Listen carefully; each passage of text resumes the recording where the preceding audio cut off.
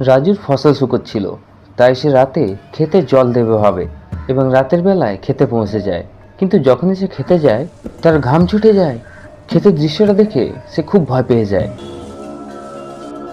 রাজু খুব ঘাবড়ে যায় এবং দৌড়াতে দৌড়াতে তার ঝুপড়িতে ঢুকে যায়। রাজু এত ভয় পেয়ে গেছিল যে সে তার ঝুপড়ি থেকে বাইরে বেরোতেও ভয় পাচ্ছিল। তখনই তার নজর ঝুপড়ির মধ্যেকার জিনিসে পড়ে। সে বুঝে যায় যে ভূতটা ঝুপড়ির মধ্যে চলে এসেছে। ঝুপড়িতে লাগানো মোমবাতিটাকে দেখো। ঝুপড়িতে শুধু একটাই মোমবাতি আছে, কিন্তু সব জিনিসের ছায়া এদিক ওদিক পড়ছে। এটা কিভাবে সম্ভব? ভূত ভূত ভূত! রাজু খুব ভয় পেয়ে যায় এবং ঝুপড়ির বাইরে দৌড়ে পালায়। দৌড়াতে দৌড়াতে রাজু একটা জঙ্গলে পৌঁছে যায়। জঙ্গলে রাজু কারো উপস্থিতি বুঝতে পারে। এরকম তো নয় যে ভূতটা আমাকে পিছু করছে। কেউ তার পা ধরে ফেলে এবং সে ধড়াম করে নিচে পড়ে পড়ে। কে আছে? কে আছে? রাজু আবার ওঠে এবং দৌড়াতে দৌড়াতে একটা কবরস্থানে পৌঁছে যায়। সেখানে কবরস্থানের কাছে একটা মেয়ে কিছু করছিল। শুনুন একটু। মেয়েটা রাজুর কাছে আসে। সেই মেয়েটার হাতে একটা অন্য রকমের ঘড়ি ছিল এবং তার কাছে একটা স্পেশাল রকমের ব্যাগ ছিল, যেটার ভেতরে ধোঁয়া ভরা ছিল এবং ধোঁয়াটা বাইরে বের হচ্ছিল। আপনি এত রাতে এখানে কি করছেন? আপনি এত ঘামছেন কেন? হ্যাঁ হ্যাঁ, আমি খেতে জল দিতে এসেছিলাম এবং সেখানে ভূত চলে এসছে। ওই মেয়েটা তখনই বিখ্যাত ঘোস্ট হান্টার জসকে ফোন লাগিয়ে দেয়। জস তখন একটা গুহার মধ্যে ভূতের ব্যাপারে ইনফরমেশন কালেক্ট করছিল। জসের কাছে গুহা থেকে বাইরে যাওয়ার জন্য তিনটে রাস্তা ছিল। প্রথম রাস্তায় গুহার দেওয়ালে অনেক সাপ ঘুরছিল। দ্বিতীয় রাস্তায় গুহার নিচে অনেকগুলো সাপ ছিল এবং তৃতীয় রাস্তায় গুহার ছাদে অনেকগুলো সাপ ঝুলছিল। জস প্রথম এবং তৃতীয় রাস্তা দিয়ে যেতে পারবে না, কারণ সাপগুলো কোনো রকমে তাকে কামড়ে ফেলবে। কিন্তু জস দ্বিতীয় রাস্তা দিয়ে যেতে পারে, কারণ সাপগুলো নিচে পড়ে আছে এবং গুহাটা অনেক উঁচু। জস এক পাশে পা রাখবে এবং এক পাশে হাত রাখবে এবং ধীরে ধীরে গুহাটা পার হয়ে যাবে এবং সাপগুলো নিচেই থেকে যাবে। জস গুহার বাইরে চলে আসে। জস তার বাইকে করে নদীর পাশের কবরস্থানে পৌঁছে যায়, যেখানে রাজু এবং সেই মেয়েটা ছিল। কিন্তু কিছু দূর যাওয়ার পর জস রাস্তায় অনেক রকমের জানোয়ার দেখতে পায় এবং জসের ঘড়িতে জোরে জোরে অ্যালার্ম বাজতে শুরু করে। এটার মানে হলো এখানে কোথাও একটা ভূত রয়েছে। জস সব জানোয়ারগুলোকে ভালো করে দেখে এবং বুঝে যায় যে ভূতটা কোন জানোয়ারের মধ্যে রয়েছে। ওই ছোট হাতিটাকে দেখো, তার বড় বড় দাঁত আছে, কিন্তু এটা কিভাবে সম্ভব? এত কম বয়সে এত বড় বড় দাঁত? জসের ডাউট হয়। জস যখন এই ছোট হাতিটার কাছে যায়, জসের অ্যালার্মটা আরো জোরে হয়ে যায়। জসকে তার কাছে আসতে দেখে সেই হাতির বাচ্চাটা হাওয়াতে উঠতে থাকে, কিন্তু জস আগের থেকেই সাবধান ছিল। জস তখনই তার গানটা বের করে ওই ভূতের হাতিটাকে ধরে ফেলে। তারপর জস নদীর কাছে পৌঁছে যায়, যেখানে কবরস্থানটা ছিল। জসের বাইকে একটা স্পেশাল ফিচার ছিল, এই জসের বাইকটা হাওয়াতে উঠতে পারে। কিন্তু আজকে সেই ফিচারটা কাজ করছে না। সবকিছু গন্ডগোল আছে, সবকিছু গন্ডগোল। এবার তো আমাকে নিজেই নদী পার হয়ে কবরস্থানে যেতে হবে। জস নদীর কিনারায় পৌঁছে যায়, কিন্তু সে বুঝতে পারছিল না যে নদীটাকে কিভাবে পার করা যায়, কারণ নদীর জলটা অনেক দ্রুত ছিল। জস অশ্বত্থ গাছের একটা ঝুড়িতে দড়ি বেঁধে ওই পারে ছুড়ে দেয় এবং সেটা গিয়ে অন্য গাছে আটকে যায় এবং জস সেটার সাহায্যে নদীটা পার হয়ে যায়। নদী পার হওয়ার পর জস কবরস্থানে পৌঁছে যায়, যেখানে রাজু এবং ওই মেয়েটা দাঁড়িয়েছিল। আমি হলাম জস দ্য ঘোস্ট হান্টার। এবার বলো ভূতটা এখানে কোথায়? তখন রাজু জসকে বলে, স্যার স্যার, ভূতটা আমার খেতে আছে। তারপর জস, রাজু এবং ওই মেয়েটা ক্ষেতের উদ্দেশ্যে রওনা হয়। খেতে যাওয়া মাত্র সেই মেয়েটা জসকে বলে, স্যার স্যার, ভূতটা এখানেই কোথাও আছে। তুমি কি করে জানলে যে ভূতটা আশেপাশে আছে? আমার ঘড়ি তো এখন কোনো সিগন্যাল দিচ্ছে না। অর্থাৎ ভূতটা এখন এখানে নেই, কিন্তু সেই মেয়েটা 100% শিওর ছিল যে এখানেই ভূতটা আছে এবং সে একলাই ভূতটাকে খুঁজতে শুরু করে। মনে হচ্ছে এই মেয়েটা পাগল। কিন্তু তখনই জসের ঘড়িতে লাল সিগন্যাল আসতে শুরু করে। জস তখনই চারিদিকে দেখতে শুরু করে। সে বুঝতে পেরে যায় যে ভূতটা কোথায় আছে। গাছে ঝুলে থাকা দড়িটাকে দেখো, কিন্তু দড়িটা এখনো গাছে ঝুলছে। অর্থাৎ নিশ্চয়ই এখানে ভূত আছে আর সেই ভূতটাই এই দড়িটাকে ধরে রেখেছে। কিন্তু জস সেই ভূতটাকে তার গান দিয়ে ধরার আগেই সেই দড়িটা জসকে ধরে ফেলে এবং জস কিছুই করতে পারে না। পাশে দাঁড়িয়ে থাকা রাজু এসব দেখছিল। সে খুব ভয় পেয়ে যায় এবং কাঁপতে শুরু করে, কিন্তু সে মেয়েটা একদম ভয় পায় না। সে ভূতটাকে ধরার চেষ্টা করে। ভূতটাকে দেখতে পাওয়া যাচ্ছিল না, তাই সে ধরতেও পারছিল না। এই ভূত কোথায় আছিস? এই ভূত কোথায় আছিস? মেয়েটা বিভিন্ন রকম আওয়াজ বার করছিল। মেয়েটাকে দেখে রাজুও ভয় পেয়ে যায়। এবং জস কনফিউজ হয়ে যায়। তার কিছুক্ষণ পর সেই মেয়েটা ব্যাগটা খোলে এবং সেটা থেকে একটা সাদা ধোঁয়া বেরোতে থাকে। তারপর সেই ধোঁয়াটা চারিদিকে ছড়িয়ে পড়ে এবং ধোঁয়ার মধ্যে সেই ভূতটাকে দেখা যায়। জস তো দড়ি দিয়ে বাঁধা আছে, কিন্তু তার গানটা নিচে পড়ে আছে। সেই মেয়েটা তখনই জসের গানটা তোলে এবং তখনই ভূতটাকে ধরে ফেলে। ভূতটাকে ধরার পর সেই মেয়েটা ওই ভূতটাকে তার নিজের ব্যাগে রেখে নেয় এবং হঠাৎই সেখান থেকে গায়েব হয়ে যায়। এটা কিভাবে সম্ভব? এই মেয়েটা কোথায় গায়েব হয়ে গেল? রাজু, জলদি করে আমার দড়ি খোলো। রাজু তখনই দৌড়ে আসে এবং জসের দড়িগুলো খুলে দেয়। স্যার, আমার মনে হচ্ছে ওই মেয়েটা কোনো মায়াবী মেয়ে, তাই ভূতটাকে ধরে গায়েব হয়ে গেছে। ওই মেয়েটা যেই হোক, আমি তাকে খুঁজে বার করব। তারপর জস জঙ্গলের মধ্যে সেই মেয়েটাকে খুঁজতে শুরু করে, কিন্তু সেই মেয়েটাকে কোথাও পাওয়া যায় না। ফাইনালি জস রাজুকে তার খেতে ছেড়ে দেয় এবং নদী পার করে তার বাড়িতে ফিরে আসে। জস ভুতুড়ে হাতিটাকে একটা খাঁচায় রেখে দেয় এবং সেই রহস্যময় মেয়েটার ব্যাপারে ভাবতে শুরু করে। ওই মেয়েটা কে ছিল এবং কোথায় সে গায়েব হয়ে গেল? ওই মেয়েটা ভূত তো ছিল না, কারণ জসের ঘড়িতে অ্যালার্মও বাজেনি। কিন্তু সেটা কে ছিল এবং তার নাম কি ছিল? এসব ভাবতে ভাবতেই জস ঘুমিয়ে পড়ে। অন্যদিকে রমন অফিসের কাজ করতে করতে অনেক লেট হয়ে যায়। সে তখনই তার ব্যাগ প্যাক করে এবং তার বাড়ি যেতে শুরু করে। তো সিকিউরিটি গার্ড তাকে বলে, স্যার, এত রাতে বাড়ি যাওয়া ঠিক হবে না। শুনেছি আগের জঙ্গলে ভূত থাকে। কিন্তু রমন সিকিউরিটি গার্ডের কথা শোনে না এবং বেরিয়ে পড়ে। রাস্তায় ঘন জঙ্গল ছিল। তখনই হঠাৎ একটা বিড়াল তার সামনে চলে আসে। বিড়ালটার চোখ লাল ছিল। এই বিড়ালটার চোখ লাল কেন? রমন খুব ভয় পেয়ে যায় এবং তার বাইকের এক্সেলেটর ঘোরায়, কিন্তু তার বাইকটা এগোচ্ছিলই না। রমনের মনে হচ্ছিল তার বাইকটাকে কেউ পিছন থেকে ধরে ফেলেছে। রমন তার বাইকের পিছনের টায়ারটাকে দেখে তো তার ঘাম ছুটে যায়। ভূত, ভূত! বাইকের পিছনের টায়ারটা মাটির সাথে ঘষছে, কিন্তু সেখানে ফ্রিকশন তৈরি হচ্ছে না এবং বাইকটা এগোতে পারছে না। এটা কিভাবে সম্ভব? তখনই রমন বুঝতে পারে যে টায়ারটাকে ভূতে ধরেছে। রমন তখনই বাইক থেকে নেমে পড়ে এবং বাইকটাকে ছেড়ে দেয়, কারণ বাইকটা স্টার্ট ছিল। বাইকটা আগে গিয়ে একটা গাছে ধাক্কা মারে। রমন তার বাইকটাকে দেখে বুঝতে পারে যে ভূতটা ওই বাইকটার মধ্যেই ঢুকে পড়েছে। গাছের সাথে ধাক্কা লাগার পরও বাইকটা নিচে পড়েনি, এক জায়গায় দাঁড়িয়ে আছে এবং চালুও আছে। এটা কিভাবে সম্ভব? রমন খুব ভয় পেয়ে যায় এবং সেখান থেকে পালাতে শুরু করে। জঙ্গলটা খুবই ঘন ছিল এবং ভয়ানক ছিল এবং বিভিন্ন রকমের আওয়াজ আসছিল। দৌড়াতে দৌড়াতে একটা নদীর কিনারায় একটা লোককে দেখতে পাওয়া যায়। সেই লোকটার লম্বা লম্বা চুল ছিল এবং তাকে দেখতেও বেশ ভয়ানক ছিল। কাকু, কাকু, আমার সাহায্য করো, একটা ভূত আমার পিছনে পড়ে গেছে, আমাকে জঙ্গল থেকে বাইরে বেরোতে হবে। ভয় পেও না, আমাকে একটা পেপার আর পেন দাও, আমি তোমাকে এই জঙ্গল থেকে বেরোনোর নকশা বানিয়ে দেব। রমন তার পকেট থেকে একটা পেপার এবং একটা পেন দেয় এবং সেই লোকটা রমনকে একটা নকশা বানিয়ে দেয়। তো তার ঘাম ছুটে যায়। রমন সেই লোকটাকে নীল রঙের পেন দিয়েছিল, কিন্তু নকশাতে লাল রঙের ব্যবহার রয়েছে। কিন্তু এটা কিভাবে সম্ভব? এখানে লাল পেন কিভাবে আসলো? তখন সেই ম্যাপ থেকে ওই লাল রংটা রক্তের মতো নিচে বইতে থাকে। রক্ত, রক্ত, তুমি কে? তখনই হঠাৎ সেই লোকটা ভূত হয়ে যায়। রমন দ্রুত বেগে সেখান থেকে পালাতে শুরু করে। রমন ঘন এবং অন্ধকার জঙ্গলে ফেসে গেছিল। সে কিছুই বুঝতে পারছিল না। আজকে তো আমাকে ভূতে চারিদিক থেকে ঘিরে নিয়েছে, আমাকে জস দ্য ঘোস্ট হান্টারকেই ডাকতে হবে। এরপর রমন জস দ্য ঘোস্ট হান্টারকে ডেকে নেয়। তখন জস অন্য একটা জঙ্গলে লুকিয়ে একটা ভূতকে দেখছিল, কিন্তু হঠাৎ জসের কল চলে আসে এবং তখনই সেই ভূতটা পালিয়ে যায়। জস তখনই সেই ভূতটার পিছু করে, কিন্তু সেই ভূতটা লুকিয়ে পড়ে। জস চারিদিকে দেখে এবং বুঝে যায় যে ভূতটা কোথায় লুকিয়ে আছে। আমের গাছের নিচে নিমের পাতা রয়েছে এবং আশেপাশে কোথাও নিমের গাছ নেই, শুধু চারিদিকে আমের গাছ আছে, অর্থাৎ নিমের পাতা হয়ে ওই ভূতটা লুকিয়ে আছে। জস সেখানে দেখা মাত্র সেই নিমের পাতাগুলো আবার ভূত হয়ে যায় এবং জসের দিকে অ্যাটাক করতে শুরু করে।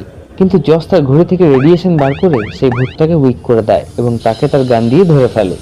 এরপরে জস তখনই রমনকে কল ব্যাক করে। তো রমন বলে এই জঙ্গলে ভূতেরা তাকে ঘিরে ফেলেছে এবং সে একটা অসত্য গাছের উপরে লুকিয়ে আছে। তুমি ওই গাছটাতেই লুকিয়ে থাকো, আমি এখনই আসছি। জস তখনই তার বাইক নিয়ে ওই দ্বিতীয় জঙ্গলের উদ্দেশ্যে রওনা হয়। জঙ্গলটা খুবই ঘন ছিল। জস দ্রুত গতিতে এগিয়ে যাচ্ছিল। তখনই একটা ভূত জসের উপর অ্যাটাক করে দেয়। জস তার ঘড়ি থেকে একটা তরঙ্গ বার করে এবং সেই ভূতের উপর ছেড়ে দেয়। যখন সেই তরঙ্গের সাথে সেই ভূতটা ধাক্কা খায়, সেই ভূতটা দূরে গিয়ে পড়ে। আজ আমি একটু জলদিতে আছি, অন্যদিন তোমার সাথে দেখা হবে, আগে আমাকে রমনকে বাঁচাতে হবে। এরপর জস জঙ্গলে পৌঁছে যায় যেখানে রমন ছিল। জস সেখানে অসত্য গাছ খুঁজতে থাকে এবং ফাইনালি রমনকে সে পেয়ে যায়। জস সে অসত্য গাছের কাছে পৌঁছায় এবং রমন লাফ দিয়ে নিচে চলে আসে। কিন্তু রমনকে দেখা মাত্র জসের ডাউট হয়, এটা রমন নয়।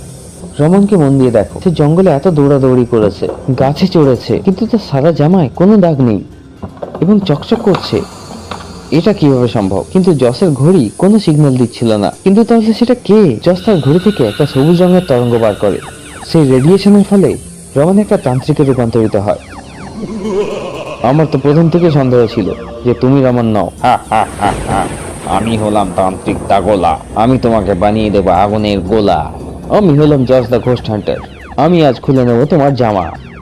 তারপর সেই তান্ত্রিকটা জসের উপর একটা জাদু করে এবং জসকে গাছে উল্টে লটকে দেয়। জস তখনই তার পকেট থেকে ফায়ার গুলি বার করে এবং তান্ত্রিকের উপর ছুঁড়ে মারে, যার ফলে তান্ত্রিকের গায়ে আগুন ধরে যায়। এরই মধ্যে সুযোগ পেয়ে জস নিচে লাফিয়ে পড়ে।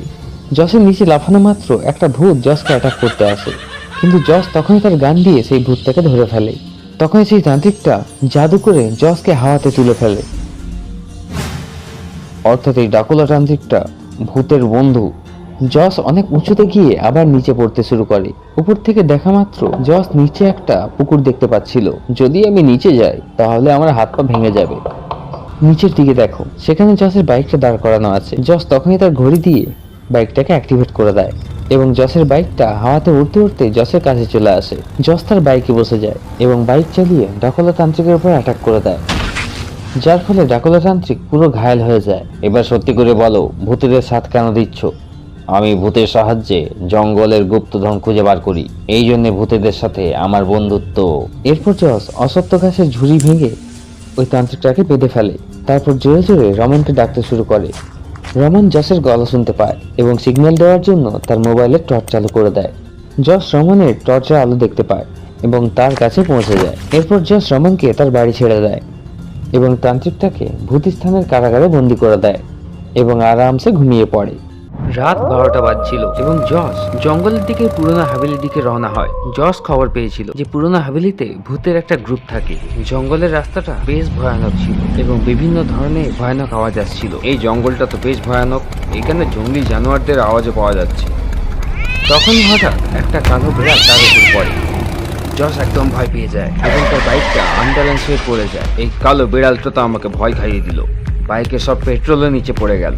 এবার আমাকে পায়ে হেঁটে যেতে হবে। জস তার বাইকটাকে একটা গাছের নিচে দাঁড় করিয়ে দেয় এবং খালি পায়ে জঙ্গলের দিকে এগিয়ে যায়। জঙ্গলে আগে যাওয়ার জন্য 3টে রাস্তা দেখতে পাওয়া যায়। দ্বিতীয় রাস্তা দিয়ে আমাকে বেরোতে হবে। জস দ্বিতীয় রাস্তা নিয়ে নেয় এবং জঙ্গলে এগিয়ে যায়। কিছুটা এগোনোর পর জসের ঘড়িতে অ্যালার্ম বাজতে শুরু করে। ইয়েস, অর্থাৎ আশেপাশেই ভূত আছে। জস আশেপাশে সার্চ করে তো সে কয়েকটা হরিণকে দেখতে পায়। জস তখনই বুঝে যায় যে এদের মধ্যে একটা হরিণ ভূত। জস তখনই তার বন্দুকটা বার করে, কিন্তু তখনই সেই হরিণটা একটা লম্বা লাফ দেয় এবং সেখান থেকে পালিয়ে যায়। জস সেই ভুতুড়ে হরিণটার পিছু করে, কিন্তু তখনই হঠাৎ গাছ থেকে একটা মোটা সাপ জসের উপরে পড়ে।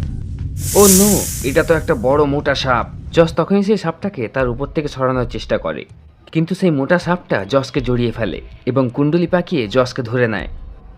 জস তার মধ্যে থেকে নিজেকে ছাড়াতে পারছিল না। ফাইনালি জস তার ঘড়ি থেকে একটা লাল রেডিয়েশন বার করে, যার ফলে সেই সাপটা অজ্ঞান হয়ে যায় এবং জস সেই সাপ থেকে মুক্তি পায়। কিন্তু ততক্ষণে সেই ভুতুড়ে হরিণটা কোথাও গিয়ে লুকিয়ে গেছে। ও এই ছোট ডালটা গাছে কোনোভাবেই কানেক্টেড নয় এবং হাওয়াতেই ঝুলছে। এটাই ভুতুড়ে হরিণটা হবে। জস এগিয়ে যায়, কিন্তু তখন সেই ভুতুড়ে হরিণটা জসের ওপর ডালটা ছুঁড়ে মারে। কিন্তু জস প্রথম থেকে সাবধান ছিল। জস হাওয়াতে লাফিয়ে সেই ডালটাকে একটা জোরদার কিক মারে এবং তখনই তার গান দিয়ে সেই ভুতুড়ে হরিণটাকে ধরে ফেলে। এই ভুতুড়ে হরিণটাকে তো আমি ধরে ফেললাম, কিন্তু আমি পুরোনো হাভেলির দিকে যাওয়ার রাস্তাটা ভুলে গেলাম। এবার জস তার ঘড়ি দিয়ে পুরোনো হাভেলিটাকে ট্র্যাক করে, তো সে সাউথ ডাইরেকশনে যাওয়ার সিগন্যাল পায়। জস হাভেলি পর্যন্ত পৌঁছে যায়। এটা তো সেই ভুতিয়া হাভেলি যেখানে ওই গ্যাংটা রয়েছে, কিন্তু সেই ভুতিয়া হাভেলিতে ঢোকার রাস্তাটা বন্ধ ছিল। সেখানে বড় বড় পাথর রাখা ছিল। এই পাথরগুলোতে এত ভুতুড়ে পায়ের ছাপ কেন? আর ভূতেরা দরজা কেন বন্ধ করে রেখেছে? হাভেলির সাইডে দেখো একটা পাইপ লাগানো আছে। পাইপটা যদিও ছোট, কিন্তু পাইপটা যেখানে শেষ হচ্ছে একটা স্ল্যাব শুরু হচ্ছে, যেখানে একটা দরজাও রয়েছে। জাস্ট পাইপে চড়ে সেখান পর্যন্ত পৌঁছে যায় এবং সেখান থেকে দরজা খুলে হাভেলির ভেতরে চলে যায়। হাভেলির ভিতরের দৃশ্যটা দেখে জসের মাথা ঘুরে যায়। হাভেলির ভিতরে 4জন ভূত মিলে একটা ভালুককে মারছে। লজিক্যাল আমি, এই ভালুকটা চ্যানেলটাকে সাবস্ক্রাইব করেনি, তাই তাকে সবাই মারছে, তাই ভূতেরা তাকে ধরে ফেলেছে। তোমরা জলদি করে সাবস্ক্রাইব করে নাও, নইলে ও নো, আমাকে এখনই কিছু করতে হবে। আমার ঘড়িটা সিগন্যাল দিচ্ছে না, অর্থাৎ ওরা আমার রেঞ্জের থেকে বাইরে আছে, আমাকে কাছে যেতে হবে। জস পিছন থেকে যায় এবং পিছনের পিলার থেকে সেই ভূতেদের উপর হামলা করে দেয়। হা হা হা, তোমাদের টাইম শেষ।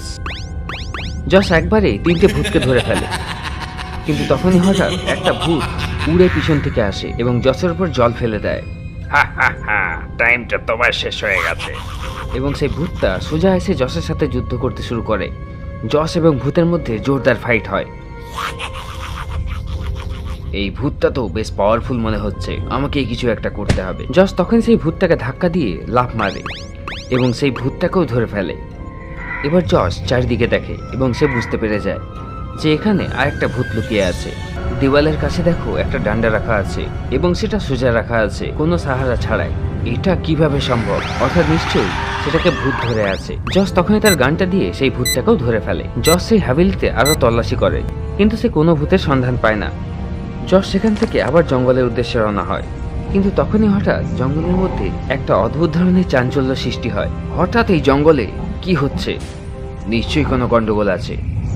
জস তখনই তার বাইকের দিকে এগোতে শুরু করে। জসের বাইকের তেল শেষ হয়ে গেছিল, তাই জস তার বাইকের ইমার্জেন্সি সিস্টেম অন করতে শুরু করে এবং তার বাইকটা স্টার্ট হয়ে যায়। সিস্টেম তো অন হয়ে গেছে, কিন্তু যতক্ষণ না তেল পাচ্ছি বাইকটা উঠতে পারবে না। জস তেলের ব্যাপারেই ভাবছিল, কিন্তু হঠাৎ পুলিশের কল চলে আসে এবং পুলিশ তাকে বলে যে ড্রাকুলা তান্ত্রিককে তার বাড়ির আশেপাশে দেখা গেছে। আমার ভূত স্থান থেকে তো কেউ বেরোতে পারবে না, সে পালালো কি করে? সে নিশ্চয়ই আমার সাথে বদলা নিতে আসবে। জস এটাই ভাবছিল, তখনই উঠতে উঠতে সেই ড্রাকুলা তান্ত্রিক তার সামনে চলে আসে। আমি হলাম তান্ত্রিক ড্রাকুলা, আমি তোমাকে বানিয়ে দেবো আগুনের গোলা। গিলি গিলি গাপ্পা, আজ তোমাকে আমি মনে করিয়ে দেবো তোমার পাপ্পা। এবং ড্রাকুলা তান্ত্রিক জসের উপরে আগুনের গোলা ছাড়তে শুরু করে। তুই নিজেকে ভাবিস বড় শায়ের, এবার এই দেখ আমার ফায়ার। যদি আমার বাইকে ফিউল থাকতো তাহলে আমি ড্রাকুলা তান্ত্রিককে হাওয়াতে উড়ে ধরে ফেলতাম। জস তার ঘড়ি দিয়ে রেডিয়েশন ছাড়ে, কিন্তু ড্রাকুলা তান্ত্রিক উঠতে উঠতে পিছনে চলে যায় এবং রেডিয়েশনটা তার পর্যন্ত পৌঁছতে পারে না। জস আবার রেডিয়েশন ছাড়ে, কিন্তু তান্ত্রিক আবার পিছু হটে যায়। কিন্তু তখনই হঠাৎ একটা গোলাপি রঙের ভূত উঠতে উঠতে আসে এবং তার হাতে তেলের বোতল ছিল। সেই ভূতটা জসের বাইকে তেল ঢেলে দেয় এবং জস তার ঘড়ি দিয়ে সেই বাইকটাকে স্টার্ট করে নেয় এবং সেই ভূতটাও জসের পিছনে বসে যায়। জস মেঘের উপর দিয়ে বাইক চালাচ্ছিল আর সেই গোলাপি রঙের ভূতটা বাইকের পিছনে বসে ড্রাকুলা তান্ত্রিকের উপরে জাদু করছিল। ড্রাকুলা তান্ত্রিকের খুব রাগ হয়। উফু, কোথা থেকে এলো ওই গোলাপি ভূত? বানিয়ে দেবো একে আমি অদৃশ্য ভূত। তারপর ড্রাকুলা তান্ত্রিক একসাথে অনেকগুলো আগুনের গোলা বার করে, তারপর জসের উপর ছুঁড়ে মারে, যার ফলে জসের চারিদিকে আগুন লেগে যায়। কিন্তু পিছনে দাঁড়ানো গোলাপি ভূতটা বৃষ্টি এবং মেঘের সৃষ্টি করে এবং আগুন নিভে যায়। দারুণ ব্যাপার বন্ধু, আমরা দুজনে মিলে এই তান্ত্রিকের ভর্তা বানিয়ে দেব। কিন্তু ড্রাকুলা তান্ত্রিক হার মানে না এবং তার সবচেয়ে পাওয়ারফুল জাদু করে ভুতিয়া গানটাকে প্রকট করে। ভুতিয়া গান দিয়ে ভুতিয়া ফায়ার হতে শুরু করে। ভুতিয়া গান দিয়ে জোরে জোরে ফায়ারিং হচ্ছিল এবং জস তার বাইকটাকে এদিক ওদিক করতে থাকে যাতে সে ফায়ার থেকে বাঁচতে পারে। কিন্তু একটা ফায়ার জসের হাতে গিয়ে লাগে এবং জসের বাইকটা আনব্যালেন্স হয়ে নিচে পড়ে যায় এবং জস অজ্ঞান হয়ে যায়। অজ্ঞান হয়ে যাওয়ার পর জসের একটা ভয়ানক স্বপ্ন আসে।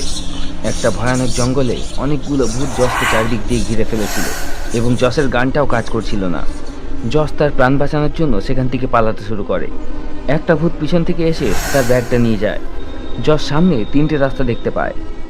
প্রথম রাস্তাতে গাছের ছায়াগুলো এদিক ওদিকে আছে, এটা কিভাবে সম্ভব? অর্থাৎ নিশ্চয়ই সেখানে ভূত থাকবে। দ্বিতীয় রাস্তার গাছে দেখো অনেকগুলো চোখ দেখা যাচ্ছে এবং তৃতীয় রাস্তার গাছের পাতাগুলো উপরে উঠছে, এটাও কিভাবে সম্ভব? 3টে রাস্তায় সেফ নয়। জস এটাই ভাবছিল, তখন চারিদিক দিয়ে অনেকগুলো ভূত এসে জসের উপর হামলা করে দেয়। বাঁচাও বাঁচাও, কেউ তো বাঁচাও! এবং চিৎকার করতে করতে জসের স্বপ্নটা ভেঙে যায় এবং জস তখনই দাঁড়িয়ে পড়ে।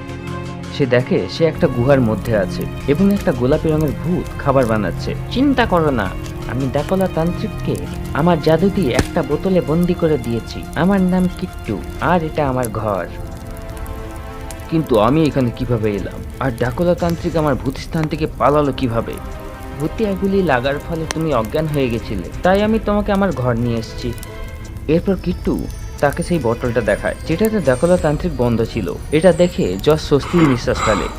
তখনই হঠাৎ জসের কাছে একটা কল আসে এবং কল করা ব্যক্তি জসকে বলে যে সে একটা পুলের উপর দিয়ে যাচ্ছিল। তখনই হঠাৎ একটা ভূত চলে আসে এবং সে তাকে তুলে একটা নদীতে ফেলে দেয়। নদীতে বইতে বইতে সে শহর থেকে দূরে একটা দ্বীপে পৌঁছে যায়। কিন্তু জস কলটা কাট করে দেয়। সেই লোকটা জসকে মিথ্যে কথা বলছে, কারণ জলে পড়ার পর তার মোবাইলটা তো খারাপ হয়ে গিয়ে থাকবে, এবং যদিও মোবাইলটা বেঁচে গিয়ে থাকে তাহলে শহর থেকে এত দূরে তার কাছে সিগন্যাল কিভাবে আসছে? অর্থাৎ সেটা ফেক কল ছিল। লজিক্যাল আর্মি, এরকমই কোনো একটা ভূত তোমার কাছে চলে আসলে তার চেয়ে ভালো তোমরা চ্যানেলটাকে সাবস্ক্রাইব করে জসের কাছাকাছি থাকো। কিন্তু তখনই হঠাৎ একটা খবরের থেকে ফোন আসে এবং সে জানতে পারে যে হাভেলির মধ্যে ভূত আছে। থ্যাংক ইউ কিট্টু, আমাকে এত হেল্প করার জন্য, কিন্তু এবার আমাকে যেতে হবে। আমি আবার তোমার সাথে দেখা করতে আসবো। ঠিক আছে বন্ধু, বাই বাই। জস গুহার বাইরে বেরিয়ে আসে, তো বাইকটা বাইরে দাঁড় করানো ছিল। মনে হচ্ছে কিট্টু আমার বাইকটা রেডি করে রেখেছে। জস তখনই তার বাইক করে সেই খবরের উদ্দেশ্যে রওনা হয় যেখানে ভূত ছিল। কিছুক্ষণ পরে জস সে হাভেলির কাছে পৌঁছে যায়। হাভেলিটাকে বাইরে থেকে দেখা মাত্র জস বুঝে যায় যেখানে একটা ভূত আছে। মন দিয়ে দেখো, হাভেলির বাইরে লাগানো দোলনাটা নিজের থেকেই দুলছে, কিন্তু সেখানে তো হাওয়াই দিচ্ছে না। তাহলে দোলনাটা নড়ছে কিভাবে? অর্থাৎ নিশ্চয়ই সেটাতে ভূত আছে। জস তখনই সেই দোলনাটার কাছে পৌঁছে যায়। জসের কাছে যাওয়া মাত্র দোলনাটা স্থির হয়ে যায় এবং জসের ঘড়িতেও কোনো সিগন্যাল আসে না। এই আমার ঘড়িতে সিগন্যাল কেন আসছে না? জস ঘড়িটা দেখে তো ঘড়িটা বন্ধ ছিল। আজকে তো আমি ভুলেই গেছি ঘড়িটাকে চার্জ করতে। মনে হচ্ছে আজকে আমার দিনটা খারাপ, সকাল থেকে সবকিছু উল্টাপাল্টা হচ্ছে। এবং জস হাভেলির ভেতরে চলে যায়। কেউ আছে? জসের আওয়াজ শুনে সেখানে একটা বুড়ো লোক আসে। সে বুড়ো লোকটার হাতে একটা লাঠি ছিল যার সাহায্যে সে চলছিল। স্যার, আমার নাম লগন, আমি এই হাভেলিটার দেখাশোনা করি। আমি আপনাকে কল করেছিলাম। এরপর লখন জসকে হাভেলির উপরে নিয়ে যেতে শুরু করে যেখানে ভূত ছিল। লগন আগে আগে সিঁড়ির দিকে যেতে শুরু করে এবং জস তার পিছনে পিছনে যেতে শুরু করে। কিন্তু লগনকে দেখে জস বুঝে যায় যে এটা আসল লগন নয়। সে যখন এসেছিল সে লাঠির ব্যবহার করছিল, সেটা ছাড়া সে চলতেই পারছিল না। কিন্তু সিঁড়ি চলার সময় সেটা লাঠিটা ব্যবহার করছে না। জস তার গানটা বাগিয়ে ধরে এবং তাকে ধরার চেষ্টা করে, কিন্তু তখনই হঠাৎ সেই নেকড়ে লগন জসকে ধাক্কা দিয়ে দেয় এবং জস সিঁড়ি থেকে নিচে পড়তে শুরু করে। সে সিঁড়ি দিয়ে গড়াতে গড়াতে নিচে চলে আসে এবং তার মাথা থেকে রক্ত বেরোতে শুরু করে এবং লগনও ভূত হয়ে যায়। জসের খুব রাগ হয়। জস তখনই তার পকেট থেকে একটা ফায়ার গুলি বার করে সেই ভূতটাকে মারতে শুরু করে, যার ফলে সেই ভূতের বডিতে আগুন লেগে যায়। তারপর জস তার গান বার করে সেটাকে ধরে নেয়। আজ আমাকে ঘুমোতে হবে অনেক, কিন্তু এই ভূতেরা আমাকে জ্বালিয়ে খেলো। প্রথমে বাঁচাই লগনকে, তারপর আমি শুভ অনেক বেশি। জস উপরে যায় এবং তারপর সেই কামরাটার ভেতরে চলে যায়। কামরাটা অনেক বড় ছিল এবং উঁচু ছিল। সেখানে পুরনো জামানার অনেকগুলো জিনিস রাখা ছিল। জস পুরো কামরাটাকে চেক করে। তুমি যেখানেই আছো বাইরে বেরিয়ে আসো, তুমি আমার হাত থেকে বাঁচতে পারবে না। কামরার মধ্যে কিছুক্ষণ তদন্ত করার পর জস বুঝে যায় যে ভূতটা কোথায় লুকিয়ে আছে। রুমে দু জায়গায় জল পড়ে আছে। প্রথম জলে জিনিসপত্রের প্রতিচ্ছবি দেখা যাচ্ছে, কিন্তু দ্বিতীয়তে দেখা যাচ্ছে না। অর্থাৎ নিশ্চয়ই ভূত জলে আছে। জস তার গান দিয়ে সেই ভূতটাকে ধরে ফেলে। এরপর জস পুরো হাভেলিতে তদন্ত করে, তো সে নিচের রুমে লখনকে খুঁজে পেয়ে যায়। ভূতেরা লগনকে নিচের রুমে বন্ধ করে দিয়েছিল। জস লগনকে মুক্ত করে দেয় এবং তার গাড়ি করে প্রতিষ্ঠানে পৌঁছে যায়। জস আজকে অনেক ঠকে গেছিল এবং সব ভূতেদের প্রিজনে রাখছিল। তখনই হঠাৎ অবাক হয়ে যায়। তান্ত্রিক ডাকোলা এখানে আগের থেকেই রয়েছে, কিন্তু সে তো সেটাকে ভূতের কাছেই ভুলে গেছিল। নাকি এটাই আসল তান্ত্রিক এবং ওটা অন্য কেউ? কি হচ্ছে এইসব? জস ভূতেদের বন্দি করে আরামসে ঘুমিয়ে পড়ে। অন্যদিকে রাতের জোরে বৃষ্টি পড়ছিল এবং বিকাশ তার ঘরের রান্নাঘরে সিঙ্গারা বানাচ্ছিল। তখনই হঠাৎ কি দরকারে বিকাশ বাইরে যায়। যখনই সে রান্নাঘরে ফিরে আসে তো অবাক হয়ে যায়। বিকাশ যখন রান্নাঘর থেকে বাইরে গেছিল তখন প্লেটে একটা সিঙ্গারা রাখা ছিল। এখন সেই সিঙ্গারাটা নেই। রান্নাঘরের জানলায় তো জাল লাগানো আছে, অর্থাৎ কোনো ইঁদুর ও বেড়াল তো আসতে পারে না। তাহলে আমার সিঙ্গারাটা গেল কোথায়? বিকাশ এটা ভাবতে ভাবতে চারটে আরো সিঙ্গারা ভাজে এবং সেগুলোকে নিয়ে রুমে চলে আসে এবং সিঙ্গারা খেতে শুরু করে। কিন্তু যখনই বিকাশ সিঙ্গারায় কামড় বসায় তখনই রুমে লাইট চলে যায়। বিকাশ কিছু দেখতে পাচ্ছিল না, তো অন্ধকারে সে তার টর্চটা খুঁজতে থাকে। তখনই হঠাৎ লাইট চলে আসে, কিন্তু যখনই লাইটটা ফিরে আসে তখনই সে জোরে চিৎকার করে, ভূত ভূত, এবং ভয়ে রুমের থেকে বাইরে বেরিয়ে যায়। বিকাশ শুধু এক কামড়ই খেয়েছিল, কিন্তু এখন সিঙ্গারা শুধু একটা কোনায় বেঁচে আছে। তাহলে সম্পূর্ণ সিঙ্গারাটা খেলো কে? বিকাশ রুমের বাইরে চলে আসে। সে খুব ঘেমে গেছিল। তখনই হঠাৎ লাইটটা ব্লিঙ্ক করতে শুরু করে। বিকাশ আরও ঘাবড়ে যায় এবং ভয়ে বাড়ির বাইরে চলে যায়। বিকাশ দৌড়াতে দৌড়াতে একটা চার মাথার মোড়ে পৌঁছে যায়। খুব জোরে বৃষ্টি পড়ছিল, তাই বিকাশ পুরো ভিজে গেছিল। তখনই হঠাৎ বিকাশ একটা লোককে দেখতে পায়। তখনই বিকাশ তার কাছে যায়। দয়া করে আমাকে হেল্প করুন, আমার বাড়িতে ভূত ঢুকে গেছে, প্লিজ আপনি আমাকে হেল্প করুন। কিন্তু বিকাশ তার সাহায্য নেওয়ার আগেই বিকাশ বুঝে যায় যে সেই লোকটাও ভূত। এত জোরে বৃষ্টি হচ্ছে কিন্তু সেই লোকটা একদম ভিজছে না এবং তার চুলটাও তেমনই আছে। এটা কিভাবে সম্ভব? বিকাশ আরো ভয় পেয়ে যায়। কে কে তুমি? দেখতে দেখতেই সেই লোকটা একটা ভয়ানক ভূতে পরিণত হয়। বিকাশ সেখানে খুব জোরে দৌড়াতে শুরু করে। বাঁচাও বাঁচাও, ভূত ভূত! আমার মোবাইলটা বাড়িতে রয়ে গেছে, এবার আমি কি করব? বৃষ্টিটাও খুব জোরে ছিল, তাই সব লোকেরা বাড়ির মধ্যে ছিল। বিকাশ কারো সাহায্যও নিতে পারছিল না। তখনই সামনের রাস্তা দিয়ে জস দ্য ঘোস্ট হান্টার যাচ্ছিল, কিন্তু তার কানে হেডফোন লাগানো ছিল, তাই সে বিকাশের আওয়াজও শুনতে পাচ্ছিল না। এটা তো জস দ্য ঘোস্ট হান্টার, এনাকে কিছু করে আটকাতে হবে, নইলে এই ভূতরা আমাকে মেরে ফেলবে।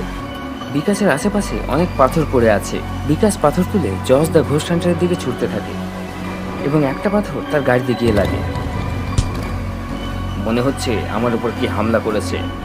জস পিছনে ফিরে দেখে তো বিকাশ তার উপর পাথর ফেলছিল।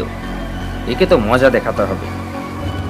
সে জোরে গাড়ি চালিয়ে তার কাছে পৌঁছায় এবং তাকে এক ঘুষি মারে। বিকাশ মাটিতে পড়ে যায়। স্যার, আপনি আমাকে কেন মারছেন? আগে আমার কথাটা তো শুনুন।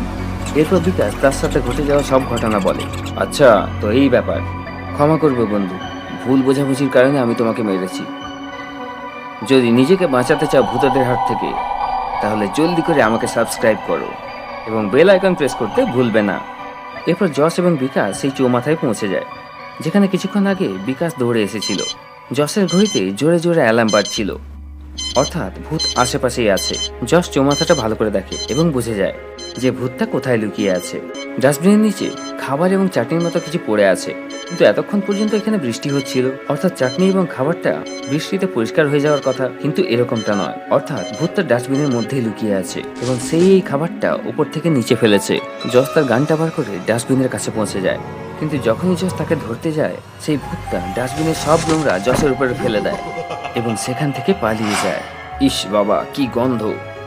কিন্তু জস তাকে ধরার আগে সেই ভূতটা উড়ে উড়ে বিকাশের কাছে পৌঁছে যায় এবং তাকে ধরে ফেলে।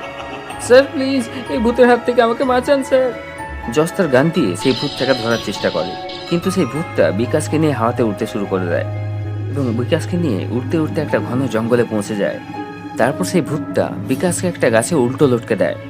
তারপর সে কি একটা আওয়াজ করে কাউকে ইশারা করে। সেই আওয়াজ শুনে সেখানে একটা বড় সিংহ চলে আসে। সিংহটার চোখগুলো লাল ছিল এবং সে চিৎকার করছিল। সিংহটা তাকে আক্রমণ করতে যাচ্ছিল, তখনই জস একটা হিরোর মতো সেখানে চলে আসে এবং বাইকের আগের টায়ার দিয়ে সিংহটাকে একটা জোরদার কিক মারে। সিংহটা সেখান থেকে দৌড়ে পালায়। জসকে সেখানে দেখে সেই ভূতটাও জঙ্গলের মধ্যে লুকিয়ে যায়। জস সব গাছগুলোকে ভালো করে দেখে এবং বুঝে যায় যে ভূতটা কোন গাছে লুকিয়ে আছে। সামনে একটা পেঁপে গাছ রয়েছে। সেই গাছে থাকা সব পেঁপেগুলো ছোট এবং কাঁচা, কিন্তু একটা পেঁপে অনেক বড় এবং পাকা। কিন্তু এটা কিভাবে সম্ভব? একটা পেঁপে এত জলদি এত বড় কিভাবে হতে পারে? অর্থাৎ সেই ভূতটা পেঁপে হয়ে গেছে। জস তার গান বার করে সেই ভূতটাকে ধরে ফেলে। স্যার, আপনার বাহাদুরি দেখে আমার খুব ভালো লাগলো। আমি হলাম জস দ্য ঘোস্ট হান্টার। ভূত আমাকে দেখে হয়ে যায় ছু মন্তার। রাস্তায় যেতে যেতে বিকাশ তাকে বলে যে তার বাড়িতেও ভূত আছে। এরপর বিকাশ পুরো ঘটনাটা খুলে বলে এবং জস বিকাশকে নিয়ে তার বাড়ি পৌঁছে যায়। জস এবং বিকাশ যখন ভিতরে যায়, তখন জস বুঝে যায় যে ঘরে নিশ্চয়ই ভূত আছে।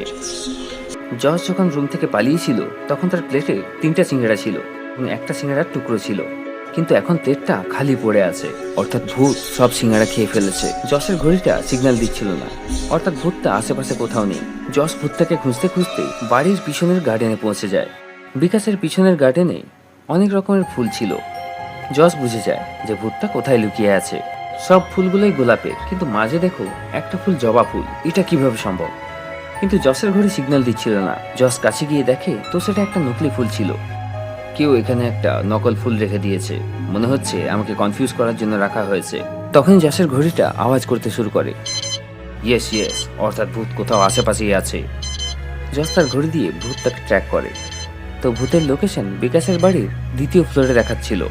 যশ এবং বিকাশ সেকেন্ড ফ্লোরে পৌঁছে যায়। দ্বিতীয় ফ্লোরে আনাজের অনেক কিছু জিনিসপত্র রাখা ছিল। যশ সেখানটা ভালো করে চেক করে এবং বুঝে যায় যে ভূতটা কোথায় লুকিয়ে আছে। এই খোলা বস্তাতে আনাজ ভরা আছে এবং মাটিতে পড়ে আছে, কিন্তু আনাজ সেখান থেকে বাইরে বেরোচ্ছে না। এটা কিভাবে সম্ভব? অর্থাৎ নিশ্চয়ই ভূত সেই বস্তাটার ভেতরে লুকিয়ে আছে। যশ তার গানটা বার করে এবং তার গান দিয়ে তাকে ধরে ফেলে। তারপর তার বাইকে করে ভূতিস্থান পৌঁছে যায় এবং সব ভূতেদের বোতলে বন্দি করে রেখে দেয়। তখনই তার ডাকলা তান্ত্রিককে মনে পড়ে এবং সে কিট্টুর সাথে দেখা করতে চলে যায়। কে সেই দ্বিতীয় ডাকলা তান্ত্রিক যেটা কিট্টুর কাছে আছে, দেখবো আমরা পরের সপ্তাহে।